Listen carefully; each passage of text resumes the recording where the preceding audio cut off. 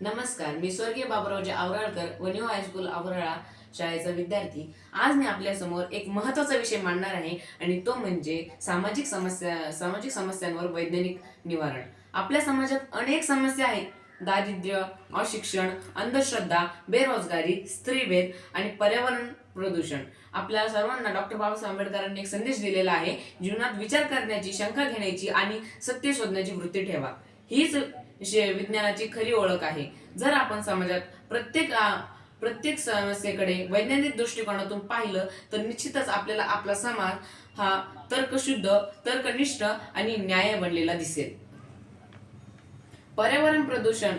आता मी तुमच्या समोर एक विषय मांडणार आहे, जे की त्यातून स्पष्ट होईल तुम्हाला की सामाजिक समस्यांवर आपल्याला वैज्ञानिक निवारण कसं करता येईल. तर पहिलं आहे पर्यावरण प्रदूषण. हरित तंत्राचा वापर आपण त्यामध्ये करू शकतो. सौर, पवन आणि जल ऊर्जेचा वापर करणे, कचऱ्याचे पुनर्वापर म्हणजेच आपल्या भाषेत रिसायकलिंग करणे, प्लास्टिक आणि इलेक्ट्रिक कचरा जे की आपल्यासाठी हानिकारक असतात त्यांची सुरक्षितरित्या व्यवस्थापना करणे, स्त्रीभेद आणि सामाजिक असमानता, लैंगिक समानतेपेक्षा वैज्ञानिक दृष्टिकोन.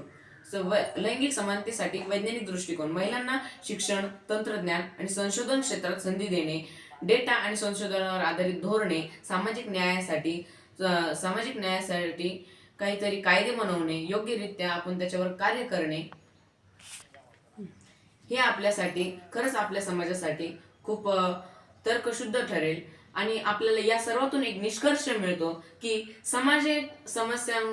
समस्यांचे खरे निवारण भावना, परंपरा आणि अंधश्रद्धे नव्हे तर तर्क, प्रयोग आणि पुराव्यांवर आधारित वैज्ञानिक विचारानेच शक्य होते. विज्ञान आपल्याला प्रश्न विचारायचे शिकवते आणि त्या प्रश्नांची उत्तरे शोधायला प्रेरित करते. असा हा विज्ञाननिष्ठ समाज प्रगत आणि न्याय होऊ शकतो असे मला वाटते. धन्यवाद.